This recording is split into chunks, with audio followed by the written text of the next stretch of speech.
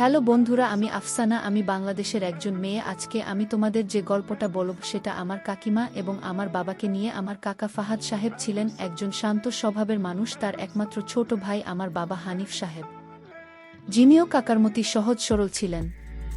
পারিবারিক বন্ধন আমাদের এতটাই দৃঢ় ছিল যে আউটসাইডাররা প্রায়শই আমাদের পরিবারকে আদর্শ হিসেবে গণ্য করত। এই গল্পের মূল চরিত্র আমার কাকিমা মেহেরিন, যিনি আমাদের পরিবারে এসেছিলেন এক ঝলক তাজা বাতাসের মতো।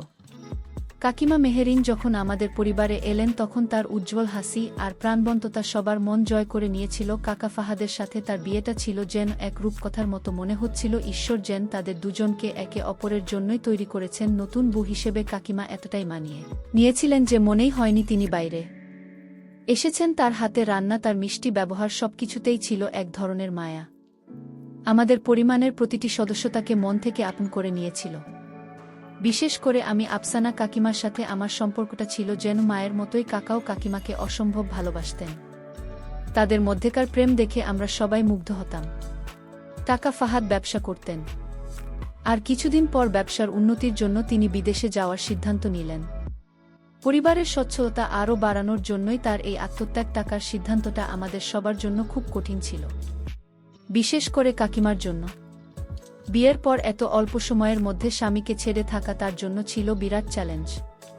তবুও দেশের মঙ্গলের জন্য এবং পরিবারের ভবিষ্যতের কথা ভেবে কাকা এক বুক আশা নিয়ে বিদেশে পাড়ি জমালেন। কাকা চলে যাওয়ার পর কাকিমা প্রথম দিকে কিছুটা বিষণ্ণ থাকলেও ধীরে ধীরে নিজেকে সামলে নিলেন এবং আমাদের পরিবারের সবার সাথে স্বাভাবিক জীবন যাপন করতে লাগলেন। কাকা বিদেশ চলে যাওয়ার পর কাকিমা বেশ কিছুদিন ভালোই ছিলেন।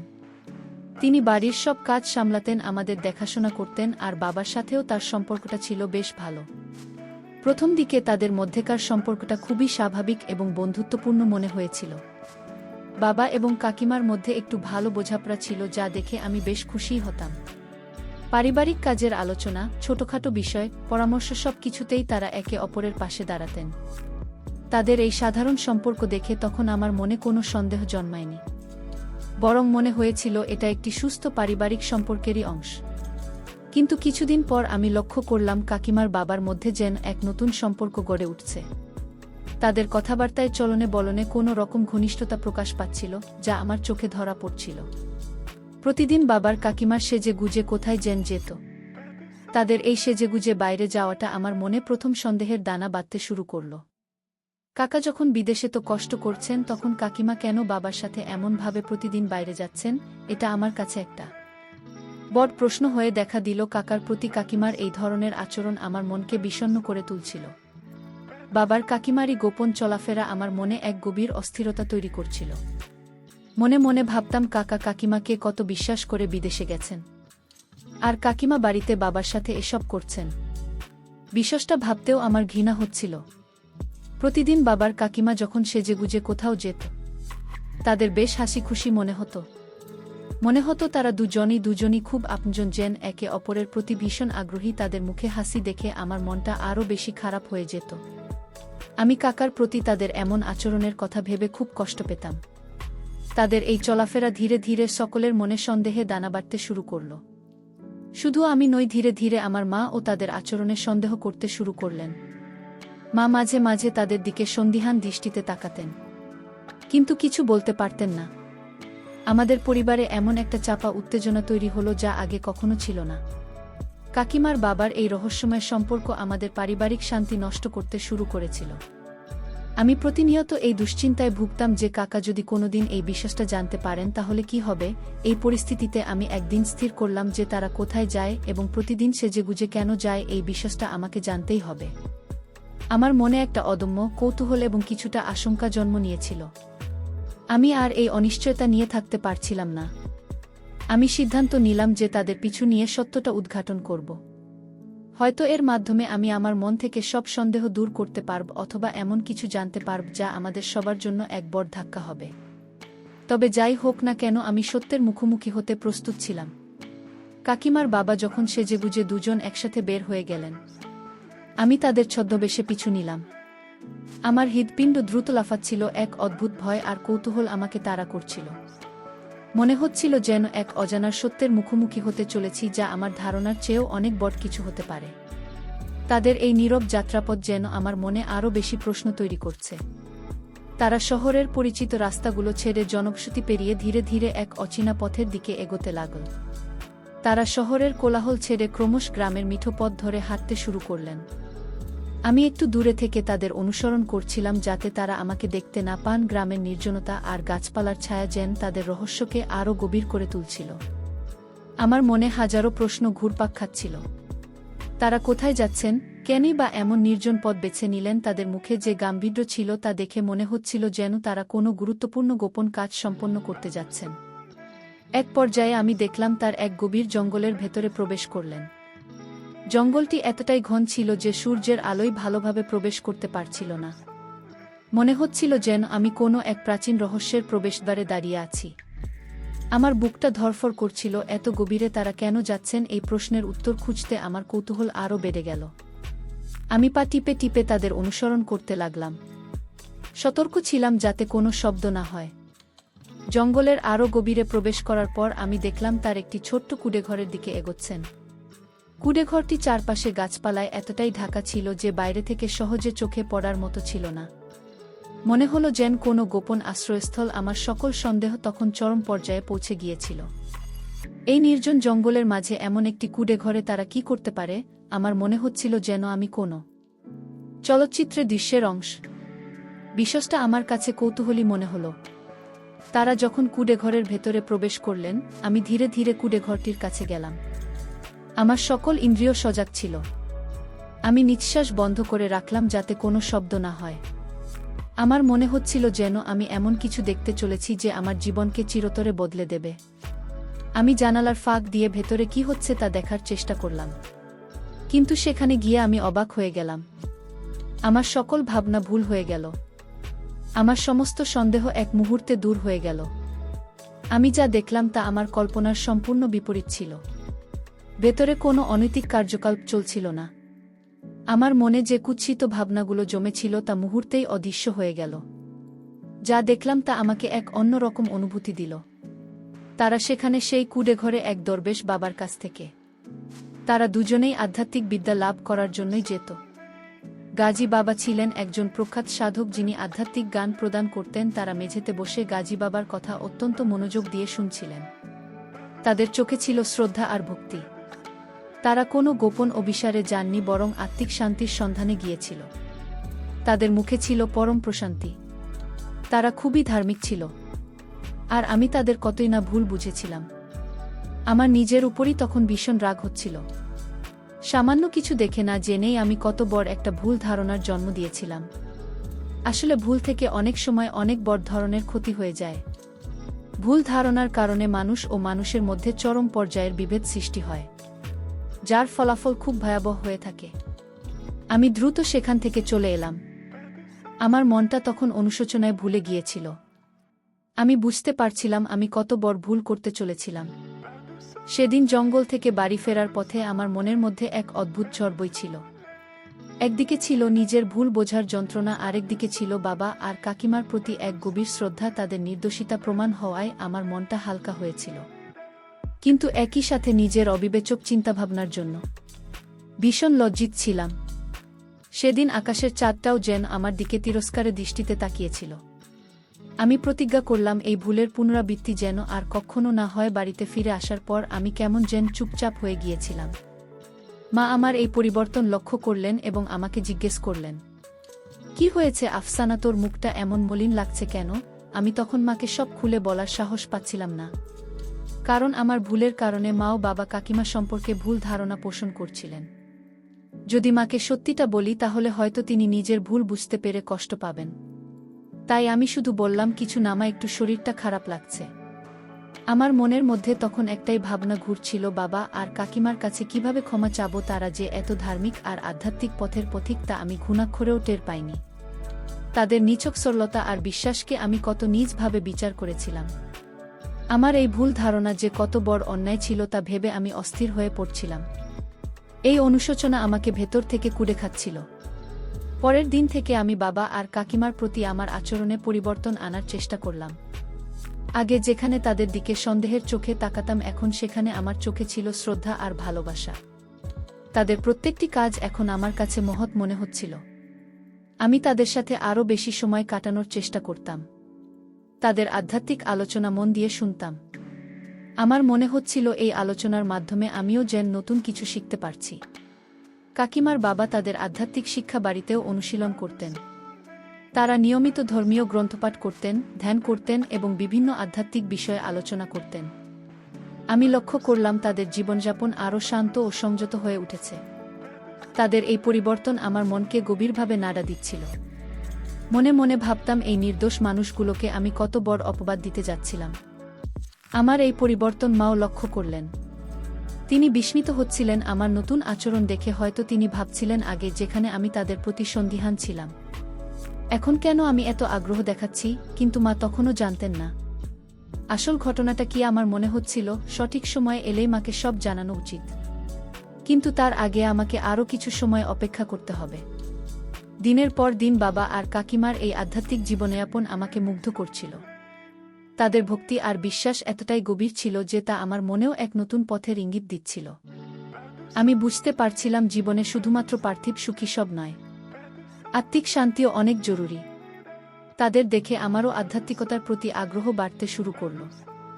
আমার কাকা ফাহাদ বিদেশ থেকে মাঝে মাঝেই ফোন করতেন। তিনি কাকিমার খোঁজখবর নিতেন, আমাদের পরিবারের সবার কুশল জানতে চাইতেন। কাকার সাথে কথা বলার সময় আমার মনে আরও বেশি কষ্ট হতো, কারণ আমি জানতাম কাকা তাদের পরিবারকে কতটা বিশ্বাস করেন। আমি মনে মনে প্রার্থনা করতাম, কাকা যেন কোনোদিন জানতে না পারেন যে আমি তাদের প্রতি এমন ভুল ধারণা পোষণ করেছিলাম। এই সত্যটা চিরকাল আমার কাছে গোপন থাকুক, এই কামনা করছিলাম। কাকিমার বাবার আধ্যাত্মিক জীবনের এই নতুন দিকটা আবিষ্কার করার পর আমার মনে একটা গভীর পরিবর্তন এসেছিল। আমার ভেতরের নেতিবাচক ভাবনাগুলো যেন ধুয়ে মুছে পরিষ্কার হয়ে যাচ্ছিল। আমি বুঝতে পারছিলাম বাইরের রূপ দেখে মানুষ সম্পর্কে বিচার করা কতটা ভুল। আমার মনে তখন শুধু একটাই চিন্তা, কিভাবে মাকে বোঝাবো যে বাবা আর কাকিমা কত নিষ্কলস। মায়ের মনেও যে ভুল ধারণা জন্মেছে সেটা দূর করা আমার জন্য জরুরি হয়ে পড়েছিল। একদিন মা আবার বাবা আর কাকিমার বিষয়ে আমাকে জিজ্ঞেস করলেন। মা বেশ চিন্তিত মনেই বললেন, আফসানা, তোর বাবার কাকিমারই প্রতিদিন বাইরে যাওয়াটা আমার ঠিক ভালো লাগছে না। ফাহাদ বিদেশ থেকে ফোন করলে আমি কি বলবো? মায়ের উদ্বেগ দেখে আমার মনটা আরও খারাপ হয়ে গেল। আমি আর চুপ থাকতে পারলাম না। সিদ্ধান্ত নিলাম, এখনই মাকে সব বলে দেব। এটা গোপন রাখা ঠিক হবে না। আমি মাকে আমার দেখার সব ঘটনা খুলে বললাম, কিভাবে আমি তাদের পিছু নিয়েছিলাম, জঙ্গলের মধ্যে কুড়েঘরটা দেখে কতটা ভুল বুঝেছিলাম। আর শেষ পর্যন্ত সেখানে গিয়ে দরবেশ বাবা গাজী বাবার কাছে তাদের আধ্যাত্মিক জ্ঞান লাভের বিষয়টি দেখতে পেলাম। সবকিছু বিস্তারিতভাবে মাকে জানালাম। মা প্রথমে আমার কথা শুনে অবাক হয়েছিলেন, তার চোখে মুখে অবিশ্বাস স্পষ্ট ছিল। তিনি কিছুক্ষণ চুপ করে রইলেন, যেন আমার কথাগুলো মেলাতে চেষ্টা করছিলেন। আমার কথা শেষ হওয়ার পর মা ধীর কণ্ঠে বললেন, সত্যি বলছি সাফসানা, আমি বিশ্বাস করতে পারছি না আমরা এত বড় ভুল বুঝেছিলাম। মায়ের চোখে তখন অনুশোচনার ছাপ স্পষ্ট। তিনি কিছুক্ষণ পর আমার দিকে তাকিয়ে বললেন, আমাদের কত বড় অন্যায় হয়ে গেছে রে। নির্দোষ মানুষগুলোকে আমরা কত কষ্ট দিয়েছি নিজেদের সন্দেহের কারণে। মায়ের কণ্ঠে এক গভীর আফসোস ছিল যা আমাকেও ব্যথিত করে তুলল। মার সঙ্গে সঙ্গে বাবা আর কাকিমার কাছে গিয়ে তাদের কাছে ক্ষমা চাইলেন। মায়ের চোখে জল ছিল। তিনি বললেন, মেহেরিন, হানিফ, তোমরা আমাদের ক্ষমা করে দিও। আমরা তোমাদের ভুল বুঝেছিলাম। তোমাদের পবিত্রতাকে আমরা নিজেদের নোংরা চিন্তাভাবনা দিয়ে কলুষিত করেছিলাম। বাবার কাকিমা প্রথমে কিছুটা বিস্মিত হলেও পরে পরিস্থিতি বুঝতে পারলেন এবং মাকে সান্ত্বনা দিলেন। তারা বললেন, মানুষ ভুল করে, এতে কোনো দোষ নেই। আসল কথা হলো, ভুল বুঝতে পারা পরিবারের মধ্যে যে একটা চাপা অস্বস্তি ছিল তা যেন মুহূর্তেই দূর হয়ে গেল। মা বাবার কাকিমার সম্পর্ক আবার আগের মতো স্বাভাবিক এবং সুন্দর হয়ে উঠল। বরং বলা যায় আগের থেকেও বেশি দৃঢ় হল। এই ঘটনার পর আমাদের পরিবারে এক নতুন শান্তি ফিরে এল। আমরা সবাই মিলেমিশে আরও বেশি আধ্যাত্মিকতার দিকে ঝুঁকতে শুরু করলাম। বাবা আর কাকিমার দেখানো পথ যেন আমাদের সবার জন্য এক নতুন দিশা উন্মোচন করেছিল। এই ঘটনার পর থেকে আমি বাবার কাকিমার আধ্যাত্মিক আলোচনায় আরও বেশি আগ্রহী হয়ে উঠলাম। তাদের দেখাদেখি আমিও ধর্মীয় গ্রন্থপাঠে মনোযোগী হলাম এবং গাজী বাবার কাছ থেকে জ্ঞান লাভের গুরুত্ব বুঝতে পারলাম। আমাদের পারিবারিক সান্ধ্য আড্ডায় এখন ধর্মীয় আলোচনা, আধ্যাত্মিক দর্শন এবং মানব সেবার গুরুত্ব নিয়ে কথা হতো। আমার মনে হতো এই ভুল বোঝাবুঝি হয়তো আমাদের পরিবারের জন্য একটা আশীর্বাদ হয়ে এসেছিল। কাকা ফাহাদ যখন বিদেশ থেকে ফোন করতেন তখন আমাদের বাড়ি থেকে এখন আর কোনো চাপা উত্তেজনা বা অস্বস্তির সুর পাওয়া যেত না, বরং আমরা সবাই কাকার সাথে হাসি মুখে কথা বলতাম। কাকিমা ও কাকার সাথে তারা আধ্যাত্মিক উন্নতির কথা শেয়ার করতেন, যা শুনে কাকা খুব খুশি হতেন। তিনি বুঝতে পারতেন যে তার অনুপস্থিতিতেও কাকিমা কত সুন্দরভাবে জীবনযাপন করছে এবং আত্মিক উন্নতি সাধনে সচেষ্ট আছেন। আমাদের এই সম্পূর্ণ ভুল বোঝাবুঝির ঘটনাটা যেন একটা শিক্ষা দিয়ে গেল। শিখলাম যে না জেনে বা না বুঝে কাউকে বিচার করা কতটা বিপজ্জনক হতে পারে। ভুল ধারণা সমাজে কতটা বিভেদ তৈরি করতে পারে তার এক জ্বলজ্যান্ত উদাহরণ ছিল এই ঘটনা। এই অভিজ্ঞতা আমাদের পরিবারকে আরও বেশি শক্তিশালী এবং বিশ্বাসী করে তুল। আমরা বুঝতে পারলাম যে মনের স্বচ্ছতা এবং অন্যের প্রতি আস্থা কতটা জরুরি। আমাদের পরিবারের সেই ভুল বোঝাবুঝির কালো মেঘ কেটে যাবার পর নতুন সূর্যোদয় হয়েছিল, সম্পর্কগুলো আরও মজবুত হল, আর সবার মনেই একটা অনাবিল শান্তি ফিরে এল। আমি নিজে অনেক হালকা অনুভব করছিলাম, কারণ আমার মনের বোঝাটা নেমে গিয়েছিল। বাবা মার কাকিমা আমাদের তিনজনের সম্পর্ক এখন ছিল আরও গভীর, আরও শ্রদ্ধাপূর্ণ। মনে হচ্ছিল এই ঘটনায় যেন আমাদের আরও কাছাকাছি নিয়ে এসেছে। আমার জীবনের প্রতি দৃষ্টিভঙ্গিও বদলে গিয়েছিল। আগে যেখানে বাইরে চাকচিক্য বা জাগতিক বিষয় নিয়ে বেশি ভাবতাম, এখন সেখানে আধ্যাত্মিকতা আর ভেতরের শান্তিকেই প্রাধান্য দিতাম। বাবার কাকিমার আধ্যাত্মিক জীবনযাপন আমাকে এতটাই প্রভাবিত করেছিল যে আমিও গাজী বাবার কাছে যাওয়ার আগ্রহ প্রকাশ করলাম। তাদের পথ অনুসরণ করে আমিও যেন এক নতুন আলোর দিশা খুঁজে পাচ্ছিলাম। একদিন আমি বাবার কাকিমাকে বললাম, আমিও কি তোমাদের সাথে গাজী বাবার কাছে যেতে পারি? আমার কথায় তারা দুজনেই খুব খুশি হলেন। কাকিমা হাসি মুখে বললেন, অবশ্যই, কেন নয়। আধ্যাত্ম জ্ঞান অর্জনের পর সবার জন্য খোলা। বাবার চোখেও ছিল আনন্দের ঝিলিক। আমার এই আগ্রহ দেখে তারা দুজনেই উৎসাহিত হলেন, আর আমি নতুন এক অভিজ্ঞতার জন্য মানসিকভাবে প্রস্তুতি নিতে শুরু করলাম। পরের দিন বাবা কাকিমার আমি তিনজন একসাথে গাজী বাবার কুডেঘরের দিকে রওনা হলাম। এবার আমার মানে কোনো ভয় বা সন্দেহ ছিল না, ছিল শুধু এক গভীর ভক্তি আর জানার আগ্রহ। জঙ্গলের পথটা এবার আর নির্জন মনে হচ্ছিল না, বরং মনে হচ্ছিল যেন এক পবিত্র স্থানের দিকে এগিয়ে যাচ্ছি। পাখির কিচির মিচির আর গাছের পাতার মর্মর শব্দ যেন আমার মনে এক অন্যরকম সুর তৈরি করছিল। গাজী বাবার কুডেঘরে পৌঁছে আমি অবাক হয়ে গেলাম। সেখানে শুধু বাবা আর কাকিমা নন, আরও অনেক মানুষ এসেছিলেন আধ্যাত্মিক জ্ঞান লাভের জন্য। বিভিন্ন বয়সের নারী পুরুষ নির্বিশেষে সবাই বসেছিলেন দরবেশ বাবার কথা শোনার জন্য। তাদের সবার চোখে মুখে ছিল এক অদ্ভুত প্রশান্তি আর শ্রদ্ধার ছাপ। এই পরিবেশটা আমার মনকে আরও বেশি শান্ত করে তুলল। গাজী বাবা এক জীর্ণ মাদুরে বসেছিলেন, তার চোখে মুখে ছিল এক গভীর জ্ঞান আর শান্ত প্রতিচ্ছবি। তার কণ্ঠস্বর ছিল অত্যন্ত গম্ভীর, কিন্তু তার কথাগুলো ছিল সরল আর সহজবদ্ধ। তিনি জীবন, ধর্ম, মানবতা আর আধ্যাত্মিকতা নিয়ে আলোচনা করছিলেন। তার প্রতিটি কথা যেন আমার অন্তরে প্রবেশ করছিল আর আমার ভেতরের সবকিছুকে আলোকিত করছিল। তার উপদেশগুলো জীবনের জটিলতাকে সহজ করে তুলেছিল। আমি মন দিয়ে তার কথা শুনলাম। তিনি বললেন, জীবন মানে শুধু ভোগ নয়, জীবন মানে ত্যাগ ও আত্মিক শান্তি, প্রকৃত সুখের চাবিকাঠি।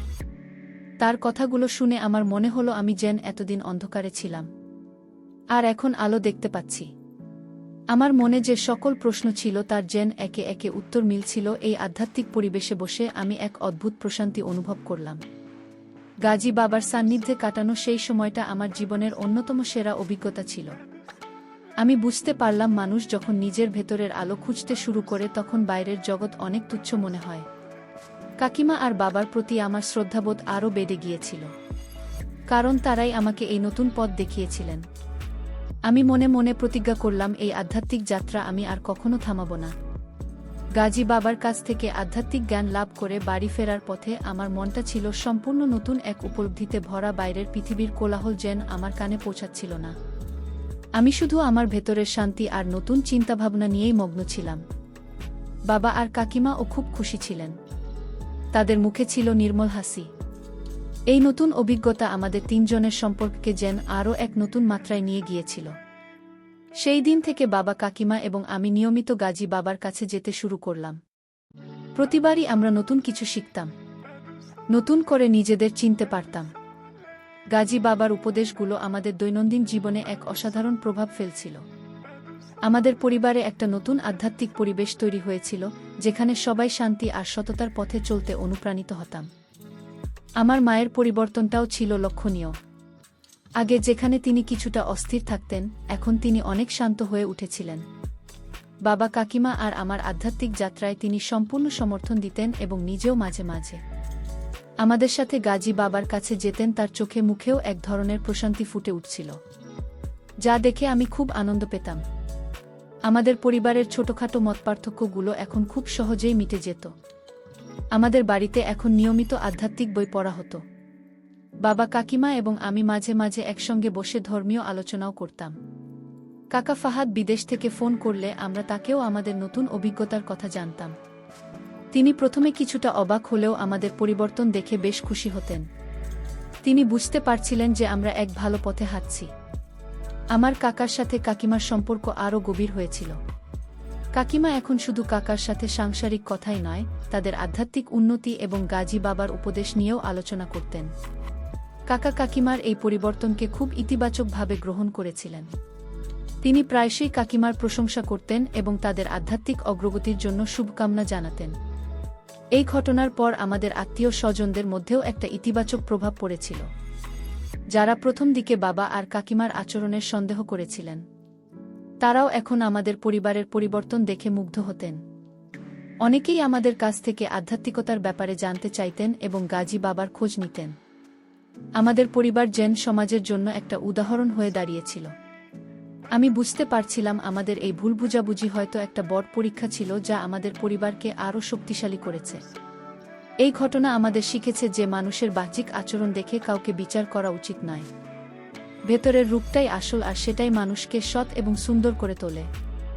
আমাদের সবার মনেই এখন অন্যের প্রতি শ্রদ্ধা আর ভালোবাসার এক নতুন ধারণা জন্ম নিয়েছিল। দিনের পর দিন আমাদের আধ্যাত্মিক যাত্রা আমাদের জীবনকে আরও অর্থবহ করে তুলছিল। আমি অনুভব করছিলাম আমাদের পরিবারে এখন এক অটুট শান্তি বিরাজ করছে। এই শান্তি শুধু আমাদের ব্যক্তিগত জীবনে সীমাবদ্ধ ছিল না, বরং আমাদের আশেপাশে সবার মধ্যেও ছড়িয়ে পড়ছে। আমরা সবাই এখন এক নতুন আলোর পথে হাঁটছিলাম, যা আমাদের জীবনকে আলোকিত করছিল। প্রতিনিয়ত আমাদের জীবনে যে ভুল বোঝাবুঝিটা একটা বড় ধাক্কা দিয়েছিল, সেটাই শেষ পর্যন্ত আমাদের জন্য আশীর্বাদ হয়ে এসেছিল। পরিবারে এখন আর আগের সেই চাপা টেনশন বা সন্দেহ ছিল না, বরং এক নতুন ধরনের বোঝাপড়া এবং আত্মিক শান্তি আমাদের সবাইকে ঘিরে রেখেছিল। আমি নিজেও নিজের ভুল থেকে অনেক কিছু শিখেছিলাম, যা আমাকে একজন ভালো মানুষ হিসেবে গড়ে উঠতে সাহায্য করছিল। আমার মন এখন কেবল কৃতজ্ঞতায় আর ইতিবাচকতায় ভরে আছে। দিনের পর দিন আমরা আরও বেশি করে আধ্যাত্মিকতার গভীরে প্রবেশ করছিলাম। বাবা আর কাকিমা ছিলেন আমাদের পথপ্রদর্শক, আর গাজী বাবা ছিলেন আমাদের আলোর দিশারি। আমরা সবাই মিলেমিশে পরিবারে একটা সুন্দর পরিবেশ তৈরি করেছিলাম, যেখানে পারস্পরিক শ্রদ্ধা আর ভালোবাসা ছিল সবচেয়ে গুরুত্বপূর্ণ। ছোটখাটো যে কোনো সমস্যাতেও আমরা একে অপরের পাশে দাঁড়াতাম আর সেগুলো সমাধান করতাম। এক শান্ত মন নিয়ে আমি আমার বন্ধুদের সাথেও আমাদের পরিবারের এই পরিবর্তনের কথা শেয়ার করতাম। তাদের অনেকেই আমাদের কথা শুনে অবাক হতো, আবার কেউ কেউ অনুপ্রাণিত হতো। কিছু বন্ধু আমাদের সাথে গাজী বাবার কাছে যেতে আগ্রহ প্রকাশ করেছিল। আমরা তাদের উৎসাহিত করতাম, কারণ আমরা বিশ্বাস করতাম এই আধ্যাত্মিক পথ সবার জন্যই মঙ্গলজনক। জ্ঞান বিতরণের মাধ্যমে অন্যদের জীবনেও যেন ইতিবাচক প্রভাব পড়ে, এই আমাদের চাওয়া ছিল। কাকা ফাহাদ বিদেশ থেকে ফিরে আসার দিন ঘনিয়ে আসছিল। আমাদের সবার মনেই এক মিশ্র অনুভূতি কাজ করছিল। একদিকে যেমন কাকার জন্য অধীর অপেক্ষা ছিল, তেমনি আরেকদিকে ছিল একটা চিন্তা, কাকা কি আমাদের এই নতুন জীবনধারাকে সহজে মেনে নিতে পারবেন? আমরা জানতাম কাকা একজন আধুনিক মানুষ, তাই তার পক্ষে আমাদের আধ্যাত্মিক পরিবর্তনটা বোঝা কতটা সহজ হবে তা নিয়ে একটু সংশয় ছিল। তবে বাবার কাকিমা কাকার সাথে আমাদেরই আধ্যাত্মিক যাত্রা নিয়ে নিয়মিত আলোচনা করতেন। তারা কাকার কাছে গাজী বাবার উপদেশ, আত্মিক শান্তি এবং জীবনের প্রকৃত অর্থ সম্পর্কে ব্যাখ্যা করতেন। তারা বোঝাতেন যে এই পরিবর্তনগুলো আমাদের জীবনকে আরও সুন্দর আর অর্থপূর্ণ করেছে। আর এটা কোনো অন্ধবিশ্বাস নয়, বরং মনের শান্তি আর ইতিবাচকতার এক নতুন পথ। কাকাও তাদের কথা মনোযোগ দিয়ে শুনতেন। তার কণ্ঠস্বরে কিছুটা কৌতূহল থাকলেও কোনো বিরক্তি ছিল না। তিনি আমাদের পরিবারের প্রতিটি সদস্যের ইতিবাচক পরিবর্তন লক্ষ্য করছিলেন। যখন তিনি জানতে পারলেন যে আমি নিজেও আধ্যাত্মিক পথে হাঁটছি, তখন তিনি আরও আশ্বস্ত হলেন। তার মনেও যেন এক নতুন আশার আলো জ্বলে উঠল। এক ভিন্ন উপলব্ধি দ্বার উন্মোচিত হল। শেষ পর্যন্ত সেই দিনটি এল যেদিন কাকা ফাহাদ দেশে ফিরলেন। আমরা সবাই বিমানবন্দরে তাকে স্বাগত জানাতে গিয়েছিলাম। কাকার চোখে মুখে ছিল দীর্ঘ ভ্রমণের ক্লান্তি, কিন্তু আমাদের দেখে তার মুখে ফুটে উঠল এক নির্মল হাসি। তিনি আমাদের সবাইকে বুকে জড়িয়ে ধরলেন, আর আমরা অনুভব করলাম এক পরিবারের অটুট বন্ধন। আমি লক্ষ্য করলাম কাকার চোখে এখন আর আগের সেই কঠিন বা সংশয়ের দৃষ্টি নেই। বাড়িতে ফিরে আসার পর কাকা আমাদের পরিবারের এই নতুন পরিবেশ দেখে কিছুটা বিস্মিত হলেন। আমাদের সবার মুখে ছিল এক ধরনের প্রশান্তি যা তিনি হয়তো আগে দেখেননি। কাকা অনুভব করতে পারছিলেন যে এই বাড়িতে এক ইতিবাচক শক্তি বিরাজ করছে, যা সবার মনকে শান্ত আর আনন্দময় করে তুলেছে। তার নিজের মনেও এক অদ্ভুত শান্তি নেমে এল। দীর্ঘদিনের ক্লান্তি দূর হয়ে গেল। কাকা ফাহাদ বাড়িতে ফিরে আসার পর সবকিছু যেন নতুন করে প্রাণ পেল। তার মুখে হাসি, আর আমাদের চোখে ছিল আনন্দ। তবে সবচেয়ে বড় পরিবর্তনটা ছিল কাকার মনের ভিতর। আমাদের পরিবারে এই আধ্যাত্মিক পরিবেশ তাকে গভীরভাবে প্রভাবিত করেছিল। তিনি লক্ষ্য করছিলেন আমাদের সবার মধ্যে এক অদ্ভুত শান্তি আর ইতিবাচকতা যা আগে কখনো ছিল না। কাকিমার বাবা তাকে সবটা খুলে বললেন কিভাবে তারা গাজী বাবার কাছে যেতেন, আধ্যাত্মিক জ্ঞান লাভ করতেন, আর কিভাবে এই জ্ঞান আমাদের জীবনকে বদলে দিয়েছে। কাকা মনোযোগ দিয়ে সব শুনলেন। তার চোখে কোনো অবিশ্বাস ছিল না, বরং ছিল এক গভীর কৌতূহল। তিনি বললেন, আমি বুঝতে পারছি তোমরা এক সুন্দর পথের দিশা পেয়েছ। আমি যখন বিদেশে ছিলাম তখন তোমাদের পরিবর্তনগুলো ফোনের মাধ্যমে কিছুটা অনুভব করেছিলাম, কিন্তু এখন নিজের চোখে দেখে আমি সত্যিই অভিভূত। কাকার কথায় আমাদের সবার মন ভরে গেল। তিনি আমাদের এই আধ্যাত্মিক যাত্রায় সম্পূর্ণ সমর্থন জানালেন এবং নিজেও আগ্রহী হলেন এই পথের পথিক হতে। পরের দিন থেকে কাকাও আমাদের সাথে গাজী বাবার কাছে যেতে শুরু করলেন।